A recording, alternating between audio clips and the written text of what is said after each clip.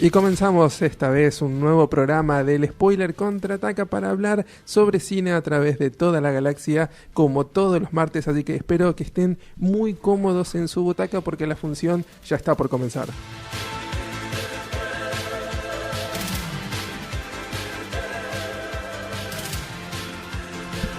Y estamos acá de nuevo en un programa del Spoiler Contraataca mientras los auriculares me están reventando los tímpanos. Me encanta cómo las cosas funcionan acá, que están todos... ahí estoy como un poco más... Ahora sí. Ahora puedo escuchar, puedo sentir lo que está pasando alrededor mío y no era como ese boom en el... Pero ahí bien profundo dentro del tímpano, me encanta, no hay mejor.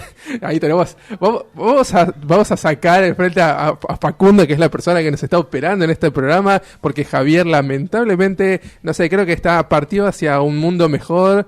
Creo que está con el alien saliéndole del estómago, como esa escena donde está todo el líquido. Creo que está en esas instancias, así que le mandamos un gran saludo a Facu, que está ahí sufriendo y padeciendo eso, y a Facu está padeciéndonos a nosotros, así que no sé quién está mejor, si Javi con la indigestión o Facu acá teniendo que bancarnos a nosotros. Por lo menos acá estamos resguardados del frío, que hoy hace bastante frío. Eso sí, la persona que está hablando es Santiago Barreiro, que nos va a acompañar, así que sí, el fresco está como un fresco, poco más. Y algo inusual, estamos arrancando 5 en punto, algo que... Eso es algo, no pasa. Eso es algo llamativo, eso es algo que la verdad vale la pena destacar. Espero que Michelle Pringles, que está ahí a cargo de las redes, lo comparta en nuestras redes, el hecho de que estamos arrancando puntuales, cosa que no suele suceder, pero en esta ocasión sí, y eso quizás sea la señal de que este programa va a ser un desastre, pero ¿saben qué? No nos importa, porque ya estamos acostumbrados a eso, así que tarde o temprano todos los programas terminan siendo un desastre, y ya estamos entrando a lo que es el final de agosto, septiembre, ya como que nos empieza a invadir esas ganas de que termine el año y de querer sacarnos de encima tantas cosas. Sí, se complica también porque por esto del clima, que ahora hace frío, no se sabe cuándo viene el calor. Pero bueno, el programa tiene que comenzar y hoy vamos a estar hablando un poco de... Aprovechando el estreno de Eras una vez en Hollywood. Hay una vez en Hollywood, la nueva película de Tarantino, la novena. Vamos a hablar un poco de películas sobre Hollywood, justamente. Eso es un tema muy interesante porque tenemos un montón de películas que tratan de rendir homenaje a lo que ha sido la ficción hollywoodense en sí misma, así que eso quiero verlo también. Yo por mi parte con el tema clásico de las películas clase B, en este caso voy a estar hablando de películas clase B que inspiraron a grandes directores a hacer otras películas, porque el aporte que ha dado el cine de clase B no solamente es de títulos bizarros, sino de cosas que luego se han transformado en piezas icónicas. Pero antes de poder hablar de todo eso tenemos que trabajar con las noticias.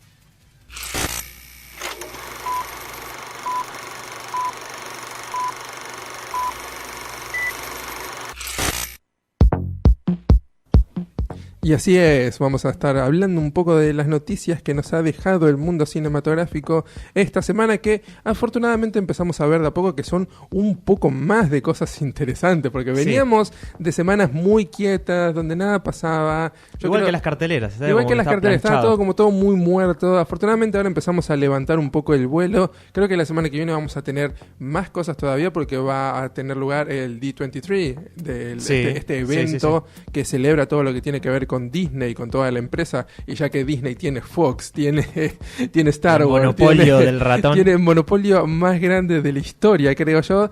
Creo que vamos a poder ver ahí también como una explosión de muchas más noticias para poder trabajar. Y quizás también se ve a fondo esta noticia que vamos a contar ahora. Exacto, quizás podamos ver confirmado el hecho de que Ewan McGregor podría volver a Obi-Wan Kenobi. Aquellos que no lo sepan, Ewan McGregor es el actor que le dio vida a este personaje en las precuelas de Star Wars, las precuelas dirigidas por George Lucas, que no han tenido la mejor recepción por parte de los fans, y entre los cuales yo obviamente me incluyo, pero la cosa que siempre se rescataba de estas películas es que Ewan McGregor era un genial Obi-Wan Kenobi, y así que creo que ha hecho caso a eso Lucasfilms y se ha dedicado para la que va a ser la historia de continuación de este personaje, volver a convocar a este actor. Esto ha sido rumoreado ya desde hace mucho tiempo, los fans han especulado mucho sobre esto y mismos se han hecho entrevistas a Ewan McGregor tratando de preguntarle si va a volver o no a interpretar este personaje. Sí, de hecho también lo habían rumoreado cuando hablaban de Mandalorian, antes que se de la serie, como que iba a aparecer ahí, al final no.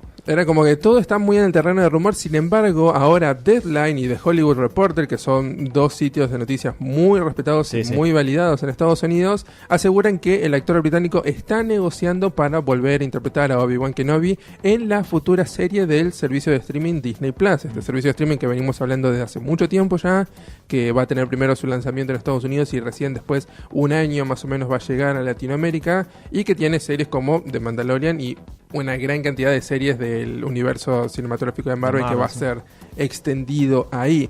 Así que posiblemente ya tenemos como un paso más cerca para confirmar la participación de McGregor, que es algo que él en parte también siempre dijo que quería hacer. No solamente creo yo por el cheque que va a estar involucrado, porque verse metido en una historia de Star Wars ahora es algo que le va a dejar mucho, pero mucho dinero. Así que bueno, ahora vamos a ver qué es lo que se va a plantear en algo que en un principio se iba a tratar de una trilogía. Se estaba hablando mucho de una trilogía de películas sobre cómo este personaje iba a estar explorando todo lo que tiene que ver los eventos luego de las precuelas y antes de la trilogía original. Así que, pero ahora todo parece apuntar que va a ser una serie de Disney Plus, lo cual me parece que es una decisión mucho más acertada, porque no sé si daba la historia para contar 3 películas enteras. Es algo muy difícil, y las series ya han demostrado que para por lo menos el universo de Star Wars pueden servir. Sí. Y por otro lado tenemos el director de John Wick, que se suma a Birds of Prey, esta producción que reúne a varios personajes femeninos del universo de DC Comics, que tiene como protagonista principal a Harley Quinn, interpretada por Margot Robbie. Y bueno, suma a Chad Stahelski, que es uno de los directores en realidad de la primera película de John Wick, que también estaba David Leitch acompañándolo, solo que en la primera David Leitch se fue por su lado y quedó Stahelski a cargo de las películas de John Wick. En esta ocasión se lo suma porque ahora la película, si bien ya fue rodada, se encuentra haciendo unos reshots de la película, recién están haciendo más tomas. Y bueno, todo supone que el director se une al proyecto para las secuencias de acción, porque es un director que eso le da muy bien, o sea, lo ha demostrado en John Wick. Y mismo en el universo cinematográfico de Marvel, con la escena del aeropuerto de Civil War. Sí, Civil War también estuvo metido en esa escena de acción. Que la película en realidad está dirigida por Katy Yan. Birds of Prey está dirigida por Katy Yan, que es la primera realizadora de origen asiático en ocuparse de una película de superhéroes. Y bueno, Birds of Prey prevé su estreno para febrero de 2020, es decir, allá nada. Es lo próximo del universo de DC, si lo podemos llamar universo. Es lo inminente ahora en el mundo de DC, lo que ya viene es Birds of Prey, ahora en febrero de 2020. Y bueno, vamos a ver, porque promete tener bastante acción con la incorporación de este director para estas escenas. Puede prometer bastante. Falta como un poco de entusiasmo todavía sobre Birds of Prey. No estoy sintiendo como a los fanáticos rumoreando sobre qué es lo que se viene. Es como que todo el universo de DC está en tal caos que resulta difícil a veces incluso entusiasmarse y emocionarse por una película que se va a venir. Sí, quizás la que más puede llegar a causar entusiasmo es una película que todavía falta, que es la Suicide Squad 2, que va a estar a cargo por James Gunn, director de Guardianes de la Galaxia, y quizás es la que más entusiasmo generan los fans. Pero por lo pronto ya de por sí se están agarrando un personaje que fue el que más se destacó en Suicide Squad, personaje que mayor tuvo un mejor recibimiento por parte de los fans, y bueno, dijeron vamos a aprovecharla con otra película porque... Claro, lo que pasa es que la problemática con eso es que en su momento, en el momento en el que salió Suicide Squad, Margot Robbie era una actriz que tenía mucho más reconocimiento en su momento y que estaba en el momento casi pico de fama y de popularidad, cosa que en estos momentos y en el momento en el que Suicide Squad salga no estaría pasando, no está en su mayor momento, no es una actriz que esté como ahí de la que todo el mundo está hablando, lo cual es algo que juega muy en contra con estas secuelas que llegan un tiempo bastante tardío. Lo cual también me lleva a pensar si va a funcionar de la manera que quizás los creadores están pensando la serie sobre Elvis Presley, donde lo vamos a ver interpretar a un espía. Esta va a ser una nueva serie animada de Netflix que anunció a través de Variety que ordenaron la producción de una serie animada para un público adulto que se titulará Asian King, y será justamente una serie donde Elvis Presley el mismísimo rey del rock, va a estar trabajando también como agente secreto para el gobierno estadounidense. Después de lo que vimos la semana pasada, de que Shia LaBeouf quiere hacer su propia biopic. Tipo documental, o sea, esto no me extraña para nada, la verdad. Esto es como, aparte creo que va muy en tono con alguna de las producciones animadas que Netflix está ordenando hacer, quizás con un giro un poco más adulto, y puede llegar a ser algo muy interesante. Y aparte el hecho de que Priscilla Presley, que es la viuda de la estrella del rock, sea una de las co-creadoras, nos dice que por lo menos va a tener un material que va a estar relacionado con el ámbito familiar, es decir, ese respeto hacia la figura de él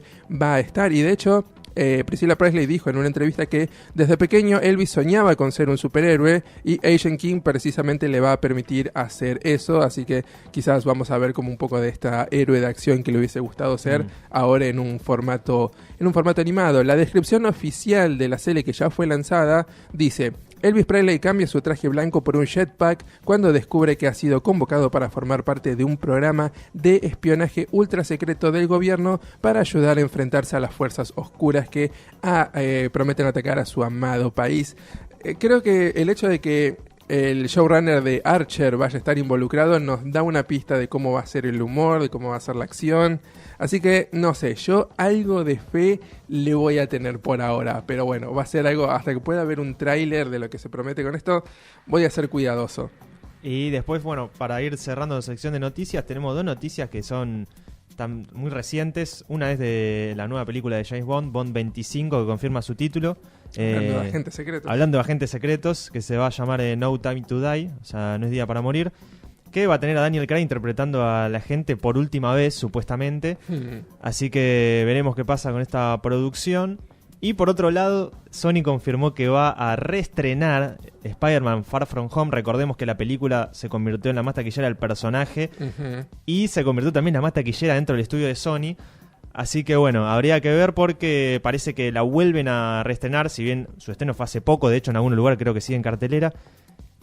Para alcanzar a nivel local, es decir, Estados Unidos, a Spider-Man 1 de Sam Raimi, de la primera trilogía, porque parece que ahí Sony se quedó con las ganitas y bueno, dice, total no nos cuesta nada. Esa desesperación por rascar el último centavo que puedan sacar es como... Es más fuerte que los muchachos. Y lo único que tratan de promocionar esta película es que va a tener una escena de acción de 4 minutos que no estaba en la versión original. Creo que eso es lo único que puede llegar. Eso, como venta de la película, no garantiza nada porque ya con el reestreno de Endgame hace poco...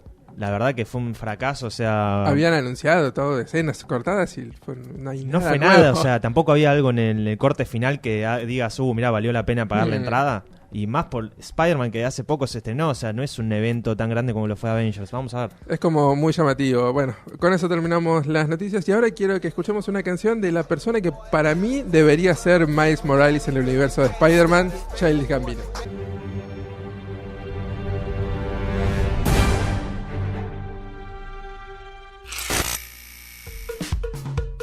Si te sentís agobiado por todos los grandes tanques de taquilla, no temas más. Alumbrar a Santiseñor al cielo y prepárate para ser rescatado por el superheroico contenido que Santiago Barreiro trae a las tardes de El Spoiler Contraataca.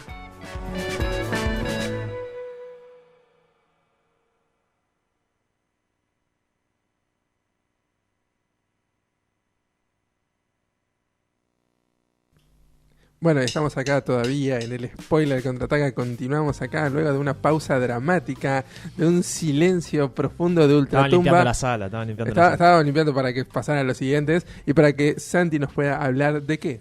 Y hoy vamos a estar hablando, bueno, como dijimos al principio, aprovechando el estreno de la 9ª película de Tarantino, Había una vez en Hollywood, que será la 10ª última película, como él había hecho en algún momento. Él todavía lo sigue sosteniendo de que la 10ª va a ser su película final. Es muy difícil. Cuando tenés un tipo de mente hiperactiva como Tarantino que le gusta hacer películas y se nota que disfruta haciéndolas, lo veo difícil. Sí, para mí también. Pero bueno, aprovechando el estreno de su película que trata sobre, no vamos a decir mucho más, sobre un crimen en Hollywood.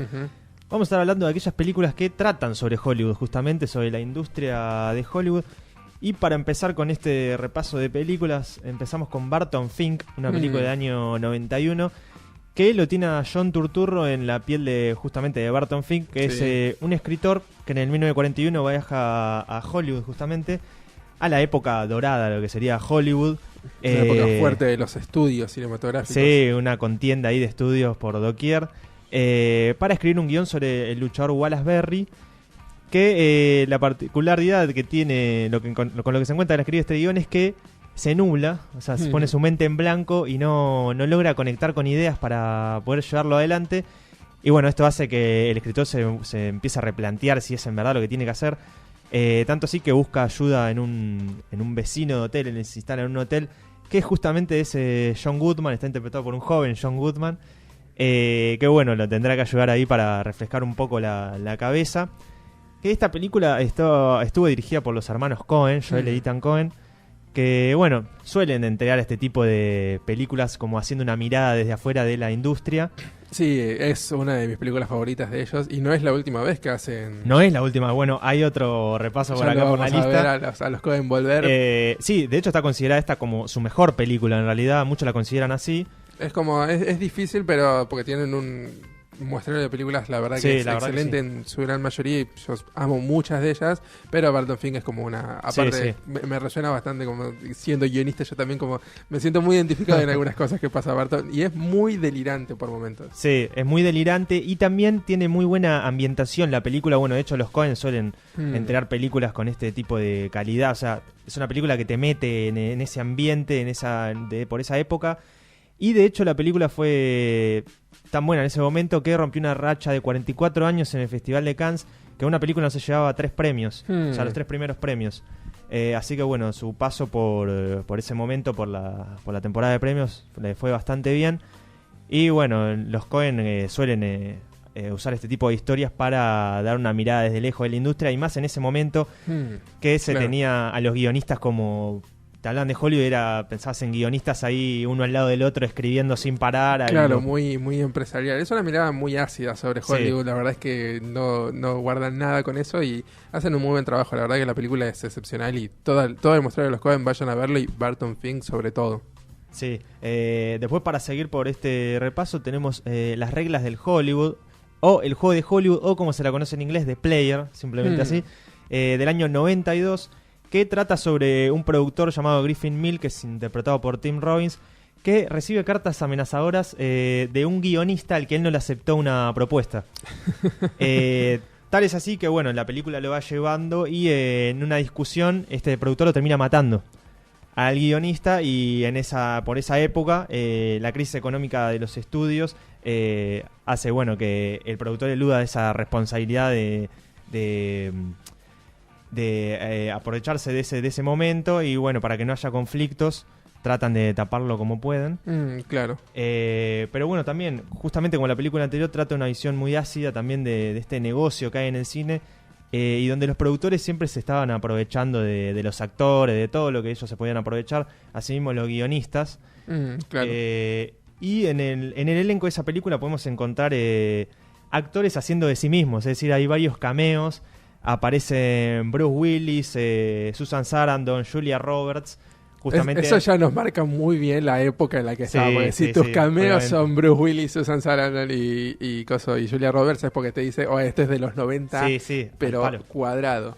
Y también tenemos, ya interpretando parte del elenco, a Whoopi Goldberg y a un joven Vincent D'Onofrio, que está irreconocible el tipo. Vos lo ves ahora en Daredevil, pelado, grandote, y no lo reconoces. Ya de por sí lo ves en La Ley y el Orden y es como muy difícil reconocerla, D'Onofrio. Con pelo ahí rubiecito, ¿viste? Con una cara más simpática. Es como, para mí D'Onofrio es el de Daredevil, con esa cara de hijo de puta que me encanta. El pelado garca. Otra de las películas interesantes que tenemos acá, esta quizás una de los platos más fuertes, es Mulholland Drive, o El Camino de los Sueños, del año 2001, esta película de David Fincher, que está de David Lynch. David Lynch, pero no dije Fincher. Pasa, igual, ocurre, porque tiene la CH ahí también que es. Que esta película al principio iba a ser una serie para la BBC, para ABC, para el canal ABC, y de hecho por este tema de que la concebía muy macabra, dijeron no, la verdad que esto no es un proyecto para la televisión. Menos para un canal familiar como Menos ABC. para un canal familiar, y de todas maneras David Lynch la terminó llevando adelante. Y bueno, se convirtió en una de las grandes películas del siglo XXI, porque hace poco también la BBC hizo una encuesta entre más o menos 170 y pico de críticos, casi 180 en todo el mundo, y la mayoría la ponía como número 1 del siglo XXI. que trata sobre Betty Elms, que está interpretada por Naomi Watts, que es una joven aspirante actriz que llega a Los Ángeles, con todo su sueño de convertirse en una estrella de cine, y se aloja en el departamento de su tía, donde conoce a una extraña chica llamada Rita, que está interpretada por Laura Harring, que es una mujer que padece amnesia a causa de un accidente justamente en la calle Mulholland Drive. Y que, bueno, las dos juntas se deciden investigar quién es ella, por qué le pasó esto, o sea, para empezar a reconstruir un poco lo que es su pasado. Y bueno, la película la verdad que muestra también así una ambientación bastante macabra y deja la película como a interpretación de cada uno. De hecho, hay mucha gente que no la entendió. Hay un montón de teorías, hay un como montón una de teorías al respecto. De guía de cómo verla, de cómo entenderlo. Sí, de hecho sí. Es muy enquilombada. Hay como unos tops diciendo a ver cómo se va hilando la película. Es muy enquilombada, pero la amo esta película. Es la verdad que buena, es una obra maestra. Pero sí, hay mucha gente que no le gustó por eso mismo, que no la entendió y bueno, se generan ahí debates a ver de qué quiso decir el director con esta cinta.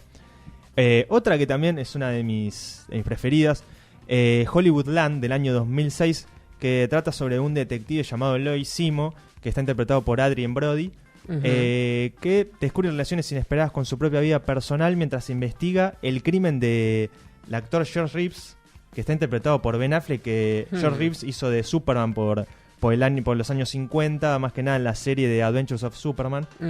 Sí. Y bueno, supuestamente cuando empieza a investigar es que tuvo el actor, se sabe igual que el actor tuvo un romance con Toni Mannix, que era la mujer de Eddie Mannix, que era el productor ejecutivo de la Metro-Goldwyn-Mayer. Y bueno, hay como un polémico caso ahí entre qué pasó en la muerte de Reeves. De hecho, se lo encontró con una bala en la cabeza y se decía que había sido por mano propia su muerte, como que había sido un suicidio, pero hay un par de especulaciones ahí de que el propio Mannix, de Eddie Mannix, podría estar metido. Y bueno, en la película tenemos a Diane Lane interpretando a Toni Mannix, que tenía el romance con George Reeves, que justamente después aparece en el mundo de las películas de DC. Man of Steel es la mamá de Superman y Ben Affleck aparece como Batman. O sea, son todos vínculos que se vuelven a encontrar. Sí. O sea, ya teníamos a un Ben Affleck participando en películas de superhéroes, justamente haciendo el actor de Superman. Y bueno, la controversia que también generó la muerte de Reeves es porque él también siempre se mostró como un tipo, cuando hacía de Superman, como un tipo recto, así, no le gustaba que lo vean fumando nunca. Trataba de dar una imagen a los niños a seguir. Por eso también fue que causó mucha polémica la muerte de él. Por otro lado tenemos también a Hail César, o Ave César como se la conoce, el año 2016, otra vez con los hermanos Coen. Esta vez con menos apoyo de la crítica con esta película. Sí, menos apoyo, de eso vamos a hablar también, porque Hail César es una película que transcurre también en la época dorada de Hollywood, en los años 50, ya con el Star System metido a full. Donde uno de los estudios más grandes de la industria, o sea, empieza a hacer una gran producción con una superestrella de ese momento, que es un actor que es Burt Whitlock, interpretado por George Clooney, que de la noche a la mañana desaparece antes de finalizar la producción, y esto, bueno, genera un revuelo impresionante, que justamente Eddie Mannix, que ya hablamos de él, está encargado, es el productor ahí encargado. Y bueno, tiene que empezar a hacer malabares para que la prensa nunca conozca que este actor desapareció. Claro, sí. Y más en esa época que la prensa estaba metida en hasta todo. el fondo, y si encontraba cualquier mínima polémica ya lo publicaba. Y explotaba. En esa película tenemos un gran reparto de actores como Channing Tatum, está Scarlett Johansson, Ralph Fiennes, Tilda Swinton, Jonah Hill, Frances McDormand, entre otros, o sea, muchos actores premiados. Y que justamente, como decías vos, Pablito, no le fue tan bien con la crítica. Sí, no, es como, tuvo muchas críticas negativas. Yo particularmente vi la película y es como, es muy aburrida por momentos. Sí. No está el humor de los Coen tan metidos. Es muy extraño lo que ocurre con esta película, porque está como en todos lados. De hecho, cada vez que un actor hace una aparición es como que ya está siendo está actuando de alguna forma en alguna producción de ahí. Y es como medio rápido, te va y salen, y no hay como un verdadero hilo que se pueda seguir la desaparición. Aparte, el giro del final, que no lo vamos a decir obviamente, pero el giro del final de dónde estaba este actor y qué es lo que estaba haciendo. Sí, es como medio falopa también. Es demasiado y ya se van al carajo, así que no me termina de convencer. Pero bueno, así como no lo apoyó la crítica, también se ve reflejado en los números. De hecho, la película costó $22 millones y de recaudación nada más tuvo 63 millones. O sea, tampoco es que, por más que la crítica no la haya ayudado, o sea, los números lo marcan por sí solos. Sí, tampoco fueron muy positivas, que digamos. Sí, está considerado, o sea, por las películas que venimos hablando, como uno de los fracasos de los Coen en su larga lista de películas. Por eso después tuvieron que saltar a Netflix seguramente a dirigir películas. Pero bueno, la verdad es que a Hollywood le encanta explorarse a sí mismo. Hay infinidad, aún más, creo que la lista sería larguísima si hablamos de todas las películas que tratan sobre Hollywood, porque le encanta... Sí, de hecho acá hicimos un mechadito, porque la última de Tarantino trata sobre un crimen. En esta lista hay una sobre un crimen que es el de George Reeves, pero también hay sobre la industria en sí, o sea... Da para largo. Hay sobreactores, hay de todo. A Hollywood le encanta hablar sobre sí mismo y esperamos que nosotros también... Yo quiero una película sobre cine argentino, sobre algo. Quiero ver a algún actor interpretando, no sé, a Suar y comentando la historia de Polka, donde algo bien falopa, que me metan a Suar siendo... Mezclémoslo con la serie de Netflix de Elvis Presley y hacemos que Suar sea un agente secreto, que son como básicamente toda su serie de Polka donde él actúa. Pero bueno, veámoslo eso en alguna película con otra persona haciendo de Suar. Creo que eso sería sensacional. Pero bueno, por ahora creo que vamos a tener que esperar a ver esa película.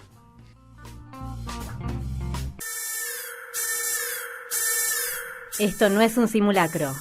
El spoiler contraataca. Cada martes a las 17 horas. Sálvense mientras tengan oportunidad.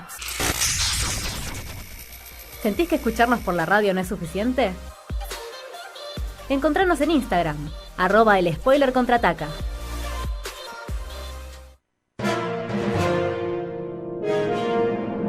Las entradas ya están disponibles para los estrenos de esta semana.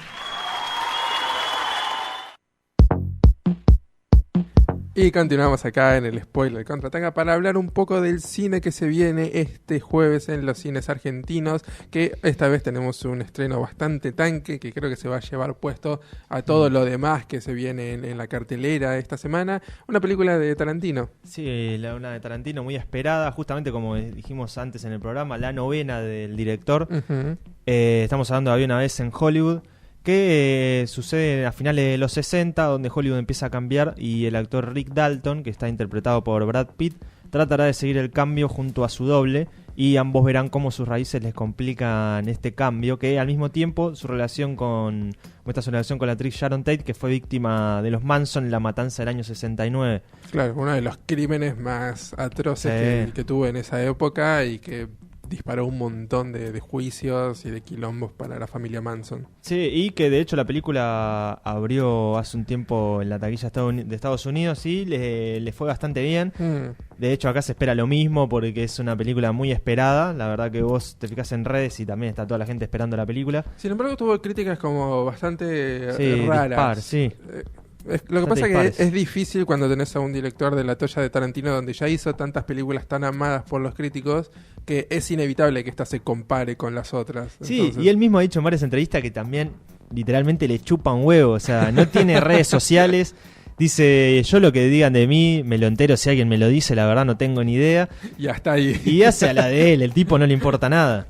Pero bueno, también como dijimos eso de que veremos si después de su 10ª película, que no se sabe todavía qué será, pero si seguirá haciendo películas, porque la verdad que es un gran director, aunque bueno, él sostiene firmemente que después de la 10ª se retira. Vamos a ver si pasa así. Yo esperaba igual un juego de palabras con esta. Ya The Hateful Eight tuvo como un juego con ser su 8ª película. A lo mejor su 10ª película tenga algún otro juego de palabras, no sé. Me esperaba algo así, pero no. De todas formas, yo también me esperaba algo diferente con esta película. Cuando al principio me había enterado de que iba a hacerlo, me esperaba un thriller más que ver con el crimen de la familia Manson. Sin embargo, va un poco más allá y toma otra perspectiva, así que quién sabe, quizás sea interesante. Recordemos que en la película también hay actores y actrices como Margot Robbie, está Leo DiCaprio también, Kurt Russell, que vuelve después de Hateful Eight, que también estuvo. Sí. Bueno, Tim Roth, cuando no está Tim Roth en una película de Tarantino.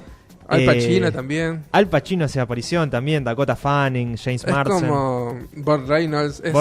Es un elenco súper de primer nivel que Tarantino ni hubiese podido soñar con tenerlo cuando arrancaba. La verdad es que todos estos actores son... Pero bueno, al tener el título, la palabra Hollywood es como que te llama un poco a tener estos... Y convoca. Veamos si logra convocar de la misma manera Un hombre en apuros, esta película francesa que nos cuenta la historia de Alain, que es un respetado hombre de negocios y un brillante orador. En su vida no hay como mucho lugar para el ocio o la familia, es sumamente enfocado en el trabajo, pero un día sufre un derrame cerebral que frena su brillante carrera profesional y le causa problemas muy profundos en el habla y en la memoria. En su rehabilitación cuenta con el apoyo de Jane, una joven logopeda. A fuerza de trabajo y paciencia, Jane y Alain van a llegar a conocerse y van a poder tratar de reconstruir los lazos familiares y todo eso. Es una historia bastante clásica de la persona que está enfocada en el trabajo y algo le pasa y tiene que volver a reconectar con su familia. Es básicamente una película navideña bastante peculiar,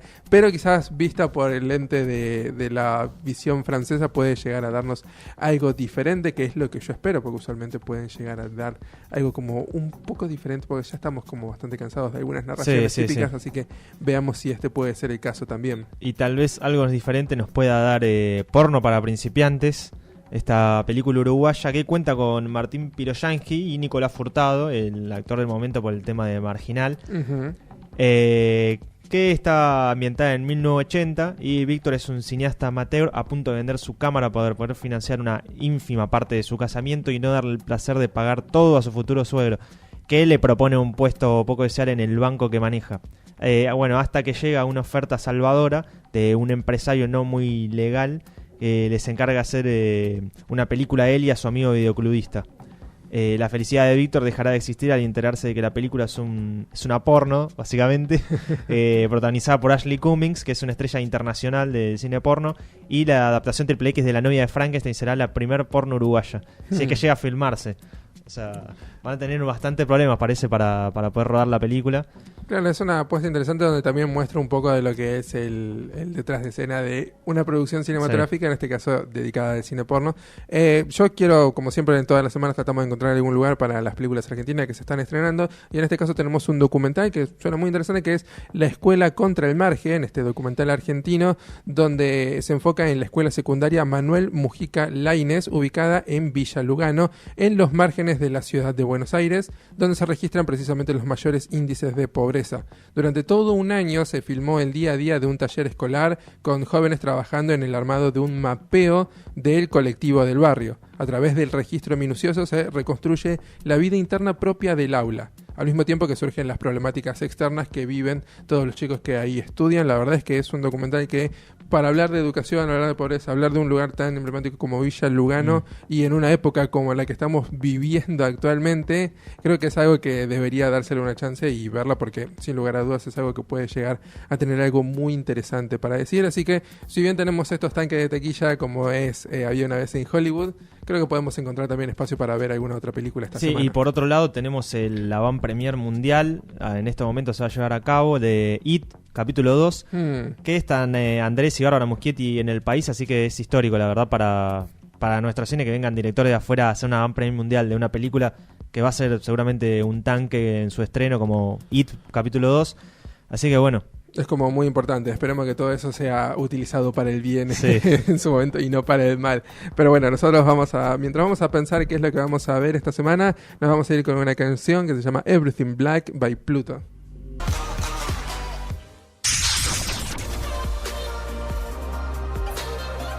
Escuchá el Spoiler Contraataca todos los martes de 17 a 18 horas por Radio Éter. Cuando el cine de primera no te es suficiente, descendé con nosotros a las oscuras catacumbas de las cintas más oscuras y bizarras. Deja que Pablo Rego te guíe por los sinuosos senderos del cine clase B.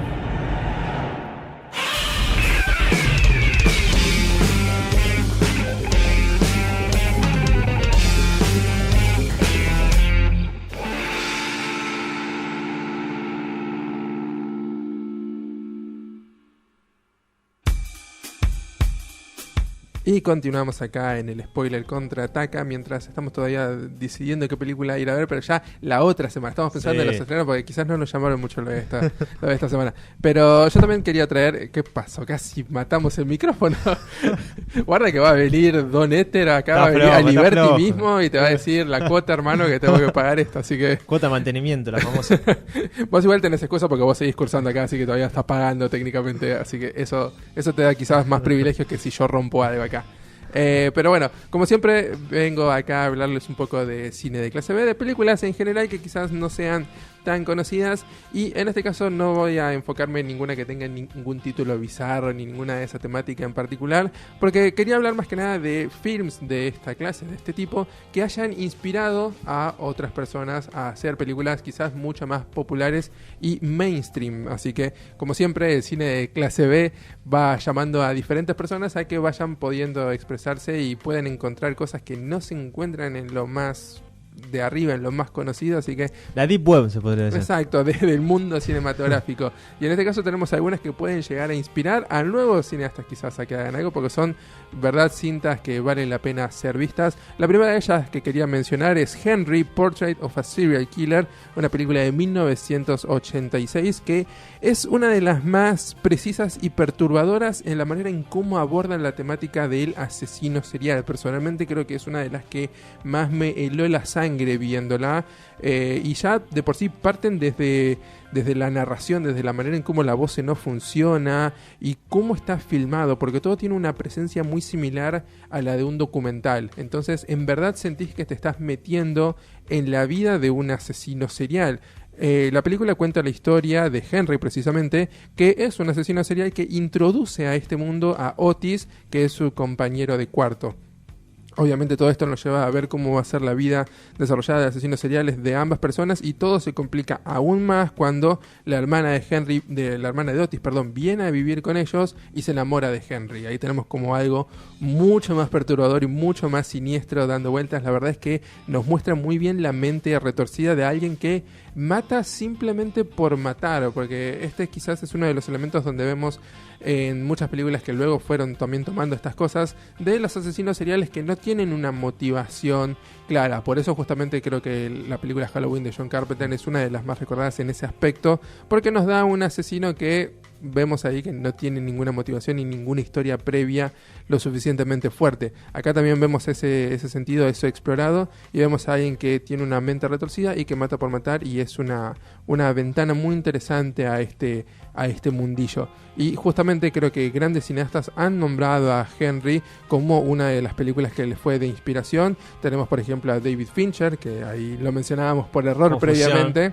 Pero David Fincher, que es como un cineasta muy pulcro y muy metido en el tema de asesinatos y de mostrar crímenes y mostrarlos de una manera muy particular, que toma algunas cosas acá. Y Oliver Stone, que también es otro gran director reconocido, que las nombra como una de sus películas de inspiración. Así que ahí tenemos a dos grandes cineastas inspirados un poco más por películas no tan conocidas. Lo mismo ocurre con Carnival of Souls, una película de 1962. Esta es una película de muy bajos recursos, pero que aún así nos muestran que no necesitas tener fortuna ni gran dinero como para dar una serie de imágenes que se te quedan grabadas en la cabeza. La historia es bastante sencilla. Mary Henry, ahí tenemos el nombre de la protagonista, sobrevive a un accidente de autos, y cuando regresa al pueblo empieza a notar algo raro, como si las demás personas no pudieran verla. Entonces justamente uno se pone a pensar si en verdad sobrevivió a ese accidente en autos, y justamente esto es el elemento con el que juega mucho esta película sobre si esta persona está viva o no, y todo el desarrollo que hay alrededor de los fantasmas con los que esta chica está obsesionada y que empiezan a verse ahí en el pueblo. Hay unas escenas de ensoñación muy bizarras. Quiero destacar una de las que a mí más me gustó, que es una escena en el parque donde vemos a fantasmas bailar, por decirlo de alguna manera, que suena bizarro y puede parecer que es como cómico, que te quiere hacer reír, pero no, es como... Esta película te puede llegar a hacer reír, pero es esa risa de nerviosismo, de cuando no sabes qué pensar, y es como... Es muy, muy perturbadora. La verdad es que creo que es una película que tiene una imagen y una fotografía en general que simplemente se puede sacar mucho. De hecho, directores han aprendido o han tomado elementos de acá, como por ejemplo George Romero, que es reconocido por haber disparado en gran medida la moda de las películas de zombie modernas. En cierto punto, el estilo de zombie moderno que nosotros conocemos nace en sus primeros orígenes con George Romero y con la película La Noche de los Vivos Muertos, que luego va a explorarla en otras secuelas diferentes, pero que toman estos elementos. Y también él usó como inspiración para sus zombies a los fantasmas que vemos en Carnival of Souls, y David Lynch también la nombró como una de sus películas, sobre todo para la serie Twin Peaks, cuando la hizo. Las escenas que tienen lugar en el Red Room, que es como un espacio bastante misterioso dentro de esta serie, tienen como inspiración en las escenas de ensoñación del Carnival of Souls. Y ya que mencionabas a Tarantino en el segmento anterior, Tarantino es conocido por tomar un montón de películas de clase B y poco conocidas. Sí, de hecho en entrevistas se la pasa hablando de directores. Sí, es un cinéfilo bastante ávido, y en particular del cine de clase B italiano. Y una de las películas que están ahí como muy presentes en su cinematografía es Caliber 9, o Milano Calibro 9, como es el título original, que cuenta la historia de Fernando Di Leo. Que Fernando Di Leo es el director, es un director italiano que ha creado muchas películas que justamente han inspirado a otras personas a hacer films de acción. Calibre 9 es nombrada como la favorita de Tarantino, él de hecho lo dice en una entrevista.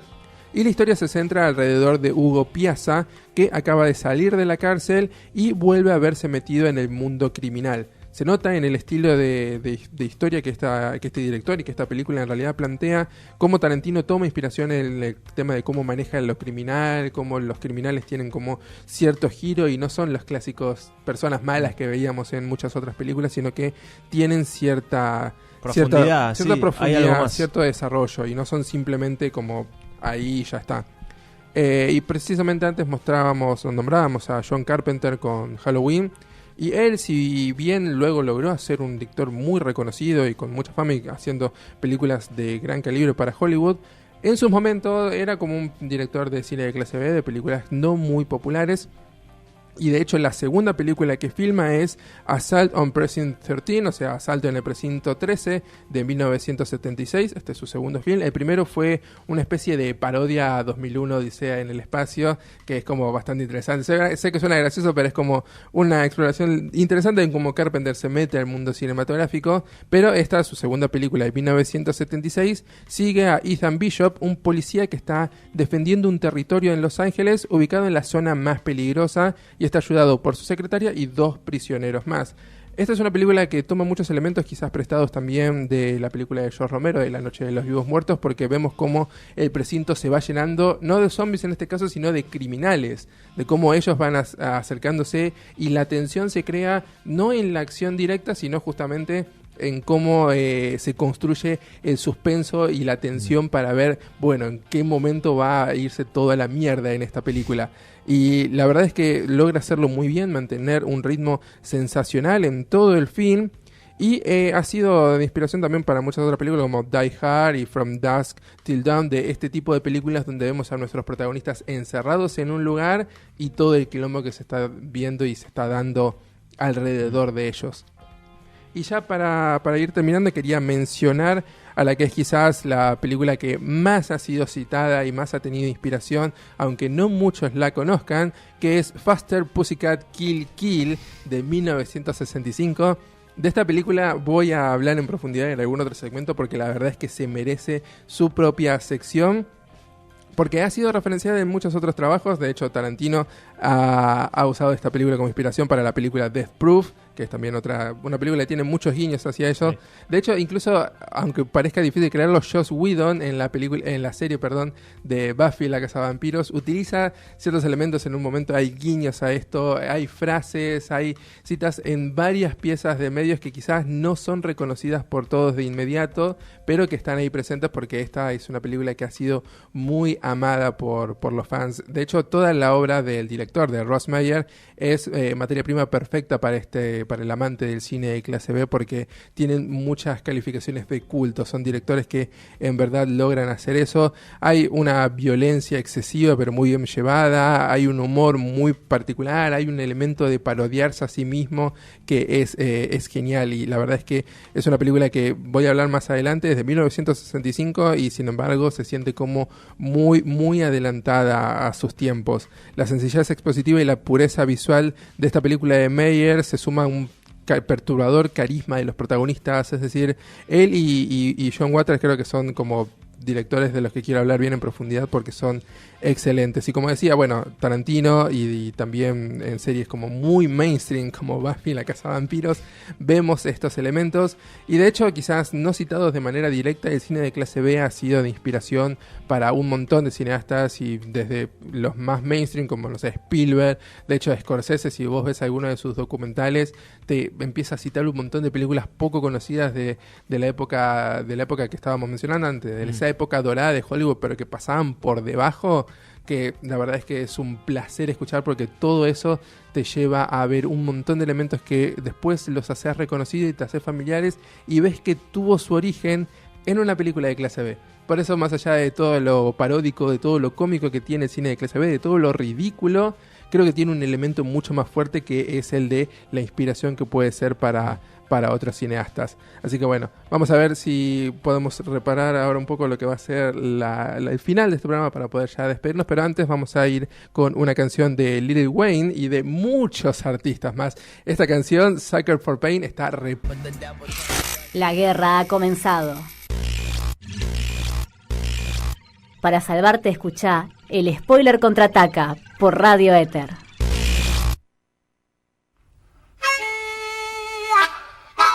Y así llegamos ya a los últimos minutos del Spoiler del Contraataca, siendo las 5:56. Ya estamos ahí como en el margen de las 6 de la tarde. Pero quería saber antes de irnos, porque fuiste a ver La Odisea de los Giles. Sí, esta película argentina del director de Borenstein, de Sergio Borenstein, que la comentamos la semana pasada, que era el estreno del jueves pasado. El tanque argentino del año, creo sí, que quizás... yo coincido con varios sitios que he leído que dicen que es la película argentina del año, y coincido con eso. Es una película muy argentina, bueno, como te decía fuera del aire, es una película muy argentina, o sea, los personajes se sienten también muy argentinos. Tomaba lugar durante la crisis del 2001, durante la crisis del 2001, tenemos que recordar eso, toma lugar durante la crisis del 2001, y está basada en un libro de Sacheri, una novela de Sacheri, y bueno, él también sabe manejar mucho estos gags argentinos, o sea, te engancha enseguida con eso. En El secreto de sus ojos, en la novela original, vimos eso claramente, también, que está como muy metido en el relato. Que en la película, bueno, tenemos a Darín, a Brandoni, a Chino Darín, a Rita Cortese, entre otros grandes actores y actrices, y que la sala estaba llenísima. Sí, o sea, genial. ¿Cuándo fuiste? Ayer una semana feriado. Casi después y... Sí, menos porque se estestrenó el jueves pasado. O sea, menos de una semana, y bueno, para mí que sí, va a ser un muy buen número. Y sí, va a estar proyectada seguramente como la película argentina del año. Eso está bueno ver, por lo menos ese tipo de... La comedia funciona bien, porque yo le tenía miedo. Yo le tenía miedo un poco al humor de esto. Los trailers como que me dejaban bastante raro. Pero bueno, esa es otra cosa. Los trailers argentinos no suelen ser buenos. Sí. De películas argentinas. No suelen poner las escenas que tendrían que poner, eso Exacto. Es cierto. Pero, entonces el humor funciona. Sí, funciona muy bien el humor. La verdad que la sala se rió todo el tiempo también. La pasé muy bien. Y sí, si pueden ir a verla, vayan a verla porque les va a gustar. Genial, así que bueno, tienen, si no les llamó la atención ninguno de los estrenos, aunque yo les diría que vayan a ver la de Tarantino, porque es un director que siempre que saca algo nuevo vale la pena ir a verlo.